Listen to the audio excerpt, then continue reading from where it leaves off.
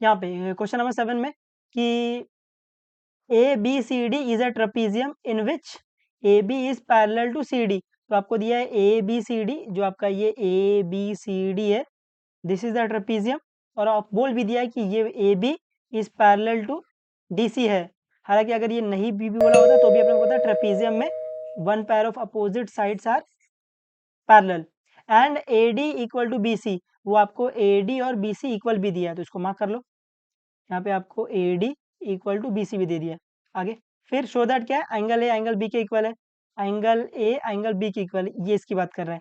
Angle C angle D के equal है, angle C ये इसकी बात कर रहा है, एंगल सी एंगल डी के इक्वल है। फिर ये शो दैट करना है, फिर ये शो दैट करना है।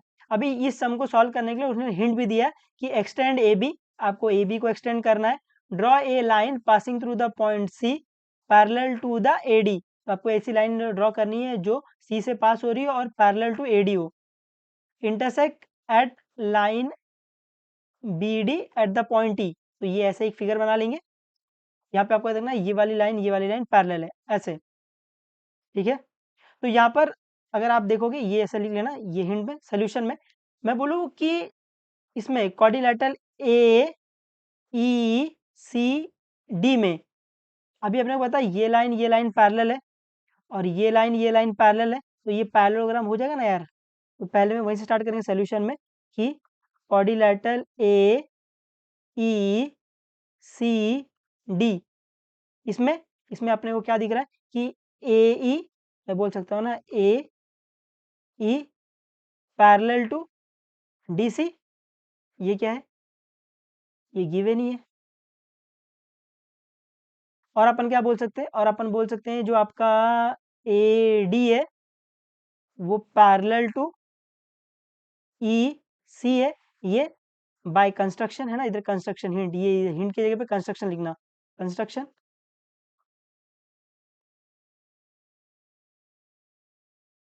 कंस्ट्रक्शन से, है ना। तो अभी अपने को पता है कि क्वाड्रिलेटरल में अगर अपोजिट साइड पैरेलल हो जाती है तो वो क्या हो जाएगा, पैरेललोग्राम हो जाएगा। तो यहाँ से अपन क्या बोल सकते हैं, therefore quadrilateral A E C D is a parallelogram.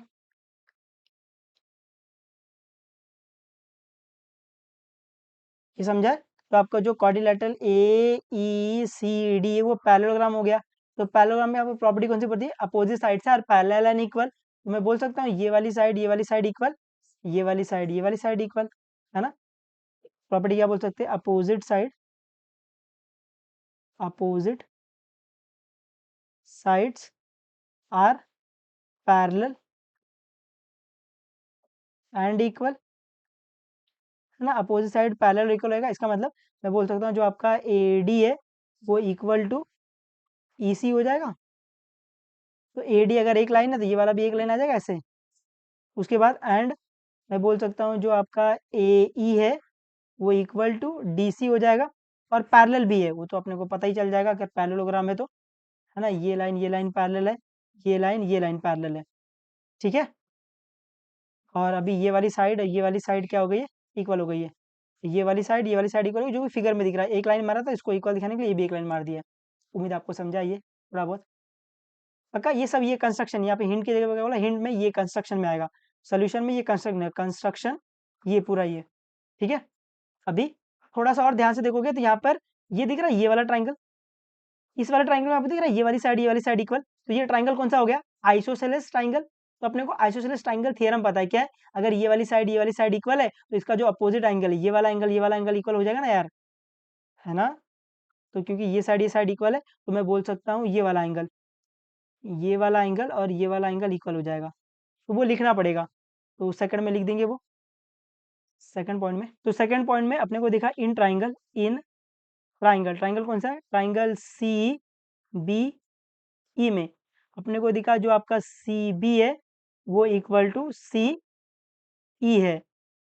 तो आइसोसेलेस ट्राइंगल में अगर ये वाली साइड इक्वल है तो इसका जो अपोजिट एंगल वो इक्वल, तो ये वाला एंगल इक्वल, ये वाला एंगल और ये वाला एंगल इक्वल। तो यहाँ से मैं बोल सकता हूँ जो एंगल ई है वो इक्वल टू एंगल ये वाला एंगल ई बी सी लिखना, एंगल ई बी सी, और ये दोनों इक्वल है, ये दोनों इक्वल है, मैं दोनों को एक्स मान लूँ, मैं दोनों को एक्स मान ले रहा हूँ, और एक्स मान के फिगर में भी डाल दो, ये एक्स है, इसको एक्स मान लो, ये एक्स है और ये भी एक्स है, ऐसे। थोड़ा गंदा दिख रहा है ना, वो अंदर का जीरो जीरो निकाल देते हैं, इसको एक्स बोल देते हैं, इसको एक्स बोल देते हैं। अब ठीक है, हाँ अब ठीक है ना। अभी अभी अभी जो दिखा है उसके पास जाते हैं ना, बहुत हो गया ये सब देख देख के। अभी अपने को पहला ये दिखाना है, शो दैट में अपने को पहला ये दिखाना है, जो आपका एंगल ए है वो इक्वल टू एंगल बी है, ये आपको शो दैट करना है। तो पहले देखो एंगल ए है कहाँ, ये रहा एंगल ए, आपको इस वाले एंगल को इक्वल दिखाना है एंगल बी के, तो चाहिए तो मार्क कर लो, आपको दिखाना है ये वाला एंगल इक्वल टू ये वाला एंगल दिखाना है, ये समझा है? तो अभी ये कैसे दिखाते हैं ना, वो ध्यान देना कि मैं कैसे किस तरीके से सम को अप्रोच कर रहा हूँ, आपको भी उसी तरीके से सम को अप्रोच करना है, तो ये आपको ज्योमेट्री आएगा, नहीं तो बहुत डिफिकल्ट हो जाएगा ये। तो अभी मेरे को एंगल ए और एंगल बी को इक्वल दिखाना है, तो पहले देखो कि एंगल ए कैसे मिलेगा, एंगल ए यहाँ से मिलेगा, है ना। अभी देखो कि एंगल ए कैसे मिलेगा, एंगल ए ये रहा, मैं बोलूँ एंगल ए, मैं बोलूँ ये वाली लाइन पैरेलल है, क्योंकि ये पैरेललोग्राम है, तो अगर ये लाइन पैरेलल है तो आपको दिखा यू एंगल सप्लीमेंट्री, या फिर वो एडजेसेंट एंगल आर सप्लीमेंट्री, आप जो चाहिए वो लिख सकते हो। ये लाइन पैरेलल है, तो यू एंगल सप्लीमेंट्री है ना, को इंटीरियर एंगल सप्लीमेंट्री, या फिर आप बोल सकते हो ये quadrilateral A B C D क्या पैरेललोग्राम है, तो एडजेसेंट एंगल्स आर सप्लीमेंट्री, जैसा भी आप बोलो। तो यहाँ पर हम लोग ऐसे बोलते हैं इसको, क्योंकि मेरे को एंगल ए फाइंड करना है, तो हम लोग ऐसे लिखते हैं खाली अपने सहूलियत के लिए, फॉर एंगल ए, मेरे को पहला एंगल ए फाइंड करना है, और ऐसा इसको ऐसा ऐसे डाल देते हैं, है ना। मतलब मेरे को यहाँ पे पहले एंगल ए फाइंड करना है, फिर मेरे को फोर एंगल बी, मतलब मेरे को एंगल बी फाइंड करना है, क्योंकि अगर दोनों फाइंड कर लेंगे तो ही अपन इक्वल दिखा सकते हैं ना यार। ये समझा थोड़ा बहुत, ये खाली लिखने का तरीका है, मतलब बोलते हैं ना, सम को अप्रोच करने का तरीका है, कि मेरे को एंगल ए चाहिए था तो मैं लिखूंगा फोर एंगल ए, मतलब एंगल ए कहाँ से मिलेगा, फिर एंगल बी चाहिए था तो मैं लिखूंगा फोर एंगल बी, तो एंगल बी कहाँ से मिलेगा, क्योंकि जब एंगल ए और एंगल बी आएगा तो ही मैं इसको कहीं ना कहीं इक्वल दिखा पाऊंगा ना। तो इस सम को अप्रोच करने का ये तरीका है, ऐसे मैं अप्रोच करता हूँ, आप भी ऐसे अप्रोच करोगे आपको ये ईज़ी लगेगा। तो अभी एंगल ए कैसे मिलेगा? एंगल ए ये रहा, मैं मेरे को दिखा कि एंगल ए के लिए ये लाइन पैरेलल है, तो यहाँ से यू एंगल सप्लीमेंट्री आ जाएगा। तो यहाँ से फॉर एंगल ए के लिए मेरे को क्या दिखा कि एज जो आपका ए डी है वो पैरेलल टू ई सी है ना। तो देयरफॉर मैं क्या बोल सकता हूँ, देयरफॉर बोल सकता हूँ जो आपका एंगल ए है प्लस ये जो आपका एंगल ई है, मैं इसको एक्स बोल दूँ, हाँ, तो एंगल ई बोल लो, एंगल ई है वो इज इक्वल टू 180 डिग्री आएगा। अभी रीजन आप कुछ भी लिख सकते हो, जो आपकी मर्जी करे, आप लिख सकते हो को इंटीरियर एंगल आर सप्लीमेंट्री, या फिर आप लिख सकते हो adjacent side of a parallelogram is 180 degree, वो भी लिख सकते हो, जैसा भी आपकी मर्जी करे, या आप लोग के ऊपर मैं छोड़ रहा हूँ क्या लिखना है। और क्योंकि मैंने यहाँ पे पैरेलल बोला तो आपको इंटीरियर एंगल आर सप्लीमेंट्री तो वो ज़्यादा अच्छा रहेगा, ठीक है। तो यहाँ पर angle A plus angle E क्या है, एंगल ई को मैंने एक्स बोला तो ये एक्स आ जाएगा, इज इक्वल टू 180 डिग्री, तो ये पहला मिल गया। अभी एंगल बी के लिए देखो कैसे मिलेगा, एंगल बी कहाँ है, इसको एंगल बी बोल रहे हैं। एंगल बी के लिए क्या आपको दिखा, एंगल बी के लिए ये देखो लाइन पे सेमी सर्कल, तो एंगल ई लीनियर पैर, आजू बाजू 180 डिग्री, एंगल ई लीनियर पैर यार, वहां से एंगल बी मिल जाएगा। एंगल बी के लिए मेरे को दिखा कि एंगल बी प्लस ये क्या है X is equal to 180 degree, reason क्या आएगा, एंगल इन लीनियर पैर, ऐसे, ये समझा है। तो यहाँ से मेरे को देखो एंगल बी भी मिल गया है, इसको चाहिए तो 1 बोल लो, इसको चाहिए तो 2 बोल लो। तो अभी फ्रॉम 1 एंड 2 आपको दिख रहा है कि इसका आरएचएस पार्ट सेम है, यहाँ से अपन बोल सकते हैं फ्रॉम छोटा 1 एंड छोटा 2, क्या बोल सकते हैं, क्योंकि आरएचएस पार्ट इक्वल है ना, देखो 180 है तो एलएचएस पार्ट इक्वल हो जाएगा। तो यहाँ से मैं बोल सकता हूँ angle A plus X is equal to angle B plus X. अभी आपको पता है इक्वल टू इस साइड उस साइड सेम सेम कैंसिल, तो ये एक्स एक्स कैंसिल हो जाएगा यार, तो क्या बच जाएगा, ये बच जाएगा angle A is equal to angle B. तो अपन ने एंगल ए एंगल बी को इक्वल दिखा दिया है। आई होप आपको समझा है। एग्जाम में ये नहीं लिखना है बच्चा, ये सिर्फ आपकी समझदारी के लिए है कि पहले एंगल ए एंगल बी को इक्वल दिखाना है। तो पहले मैं एंगल ए ढूंढ रहा हूँ कहाँ से मिलेगा, फिर एंगल बी में ढूंढ रहा हूँ कहाँ से मिलेगा, उसके बाद की कहानी अपना आगे प्रोसीड कर रहे हैं। आई होप आपको समझा है थोड़ा बहुत, ये पक्का मान लेते हैं। अभी नेक्स्ट फोर्थ स्टेप में अपने को ये शो दैट करना है, नेक्स्ट आपको शो दैट करना है, शो दैट कि जो आपका एंगल डी है वो इक्वल टू एंगल सी है, ये आपको दिखाना है। तो सेम वही करेंगे, सेम सेम स्टेप। क्या करेंगे अपन यहाँ पर देखेंगे एंगल डी कहाँ से मिलेगा, फिर अपन देखेंगे एंगल सी कहाँ से मिलेगा। ठीक है, तो सेम वही। तो यहाँ पर आपको चीज़ यहाँ पहला लिख लेंगे ऐसा, यहाँ पे क्या लिखेंगे, फोर एंगल डी।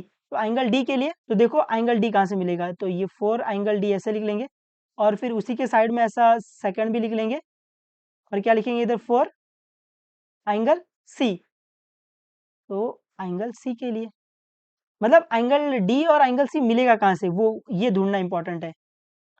तो यहाँ पर अगर आप फिगर में देखोगे, ये रहा एंगल डी, ये रहा एंगल सी, इन दोनों को आपको इक्वल दिखाना है ना, चाहिए तो मार्क कर लो। आपको ये वाला एंगल और ये वाला एंगल इक्वल दिखाना है। तो यहाँ पे ध्यान से देखोगे, पहले फोर एंगल डी कहाँ से मिलेगा, फिर देखेंगे एंगल सी कहाँ से मिलेगा, फिर दोनों को देखेंगे कैसे इक्वल दिखा सकते हैं।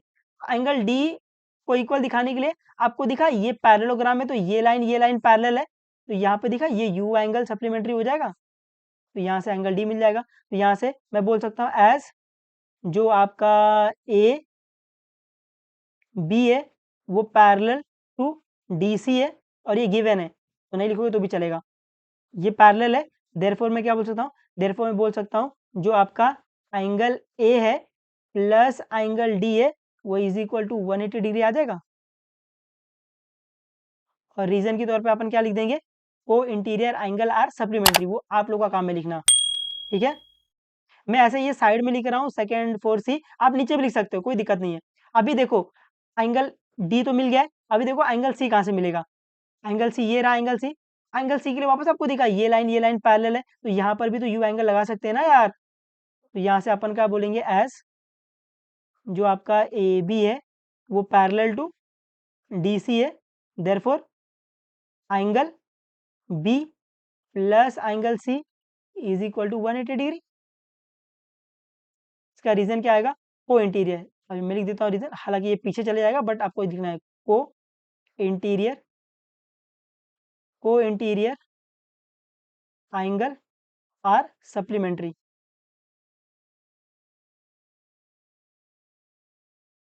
ऐसे। आई होप आपको समझा रहेगा। अभी अगर आप फिगर में ध्यान से देखोगे, फ्रॉम वन से मैं बोल सकता हूँ ये, फ्रॉम टू से मैं बोल सकता हूँ ये। आप ध्यान से देखोगे कि इसका R H S part same है, तो L H S part same हो जाएगा ना यार। तो यहाँ से अपन बोल सकते हैं फ्रॉम वन एंड टू, क्या बोल सकते हैं कि जो आपका एंगल ए है प्लस एंगल डी है वो इक्वल टू आ जाएगा angle B plus angle C के। अभी अपने को पहले से पता है कि एंगल ए एंगल बी के इक्वल है, तो ये जो एंगल ए एंगल बी के इक्वल है तो ये कैंसिल हो जाएगा इधर फटाक से ऐसे। हाँ, तो angle A angle B cancel हो जाएगा, क्या बचेगा, angle D equal to angle C मिल जाएगा आपको। तो यहाँ से आपको मिल जाएगा angle D is equal to angle C, और शायद यही आपको दिखाना भी है। ये समझा कुछ कुछ थोड़ा बहुत, है ना। एग्जाम में ये नहीं लिखना फोर डी फोर सी, ये आप लोग के अंडरस्टैंडिंग के लिए कि जब भी मेरे को ये वाला एंगल इक्वल दिखाना था तो मैंने पहले ढूंढा कि एंगल डी कहाँ से मिलेगा, फिर मैंने ढूंढा एंगल सी कहाँ से मिलेगा, उसके बाद फिर वो तामझाम किया है। उम्मीद है आपको समझा रहेगा थोड़ा बहुत, ये पक्का मान लेते हैं। फिफ्थ पॉइंट में अपने को शो दैट ये करना है, ट्राइंगल एबीसी, ट्राइंगल एबीसी कहाँ है, ट्राइंगल ए बी सी, ये तो ये बनाना पड़ेगा ऐसा। उसके बाद triangle B A D, triangle B A D कहाँ है, बी ए डी कहाँ है, ये वाला ट्राइंगल ऐसे। तो आपको ये इसका डायगोनल बनाना पड़ेगा, है ना। तो ये डायगोनल बना लिया। अभी आपको चाहिए था ना ये दोनों ट्राइंगल अलग अलग कलर से बना लो ताकि आपको दिखे कि कौन से ट्राइंगल में बात हो रही है ना। तो बना लेते हैं, इसको एक ग्रीन से बना लेते हैं, और ये सी दिख रहा होगा आपको। और दूसरा अपन एक ब्लू यूज कर लेते हैं, है ना, डार्क ब्लू, डार्क नहीं लाइट ब्लू यूज कर लेते हैं। ये वाला triangle, triangle B A D, ये वाला ट्राइंगल की बात कर रहा है वो। अब शायद आपको दिख रहा होगा एक ये ब्लू वाला ट्राइंगल दिख रहा होगा, और ये आपको ये ग्रीन वाला ट्राइंगल दिख रहा होगा, है ना। इन्हीं दोनों को आपको कॉन्ग्रेंट दिखाना है। तो अभी क्या ले लेंगे, इन ट्राइंगल, इन triangle A B C and triangle BAD। अभी इन दोनों ट्राइंगल में आपको जो कुछ भी सेम दिख रहा है लिखना चालू कर दो। तो अगर आप ध्यान से देखोगे आपको दिख रहा है ये वाली AD इक्वल टू BC, और पहले आपने ये ट्राइंगल ABC लिया तो पहले ये वाली साइड लिखना है, ये वाली साइड इक्वल टू ये वाली साइड। तो यहाँ से अपन बोल सकते हैं जो आपका BC है वो इक्वल टू AD आएगा। और रीजन क्या लिखोगे, गिवन। हाँ, और आपको दिख रहा होगा, आपको दिख रहा है ये देखो, ये यहाँ पर एक और यहाँ पर एक देखो, ये दोनों लाइन एक ही बार आ रही है तो ये कॉमन साइड हो जाएगी, है ना। जो आपका ग्रीन वाला है वो भी आ रहा है, जो ब्लू वाला है वो भी आ रहा है, तो ये कॉमन साइड हो जाएगी। हाँ, कॉमन साइड भी देख लेंगे। तो AB equal to AB, reason common side, common side, है ना। और अभी दो साइड मिल गया तो उसके बीच का एंगल अपने को इक्वल दिखाना है।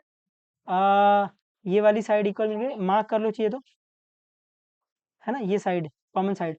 तो अभी साइड साइड तो ये वाला एंगल इक्वल दिखाना है, और शायद ये वाला एंगल पहले से इक्वल है ही है, ऊपर अपन दिखा के आ रहे हैं। तो यहाँ से अपन बोल सकते हैं जो एंगल A है वो इक्वल टू एंगल B है। रीजन क्या आएगा, फ्रॉम अबव, फ्रॉम अबव, ये समझा है। तो अभी अपन ने दो ट्राइंगल को कॉन्ग्रुएंट दिखा दिया है, तो क्या बोलेंगे, देयरफॉर बाय SAS एस क्या हो जाएगा, triangle ABC congruent to triangle BAD आ जाएगा। अभी जब ये दो ट्राइंगल कॉन्ग्रुएंट दिखा लिया, अभी टेस्ट के अकॉर्डिंग नाम लिखने की जरूरत नहीं है, क्योंकि उन लोग ने जब वो नाम लिख के देते हैं तो वो टेस्ट के अकॉर्डिंग नाम लिख के देते हैं। आपको चाहिए तो आप चेक कर लेना, ठीक है। उम्मीद है आपको समझा है, थोड़ा बहुत मान लेते हैं। अभी जो नेक्स्ट अपने को दिखाना है, ये अपने को दिखाना है AC इक्वल टू BD, शायद ये CPCD से आ जाएगा, है ना। तो नेक्स्ट जो अपने को शो दैट करना है वो इस CPCD से आ जाएगा। तो 6 पॉइंट में अपने को दिखाना है जो AB है, AC इक्वल टू BD दिखाना है, तो ये CPCD से आ जाएगा, CPCT, ऐसे। ये समझा कुछ कुछ थोड़ा बहुत, है ना। उम्मीद है, मैं आशा करता हूँ थोड़ा बहुत समझ में आ रहा होगा आपको ये, है ना। हालांकि बहुत बड़े बड़े सम है, बट लॉजिक्स करोगे आपको आ जाएंगे ये, ठीक है। आ रहा है कुछ समझ में भाई, या बोर हो रहा है पूरा। थोड़ी सी मेहनत करनी पड़ी है ना, मैथ्स इतना भी मुश्किल नहीं है, बट इतना भी इजी नहीं है कि सबको आ जाए, ठीक है। तो पढ़ते रहो, जो भी डाउट रहेगा बेझिझक पूछ लेना, बता देंगे, कोई दिक्कत नहीं। चलो बाय बाय, टेक केयर, और मचाते रहना एकदम। Bye bye.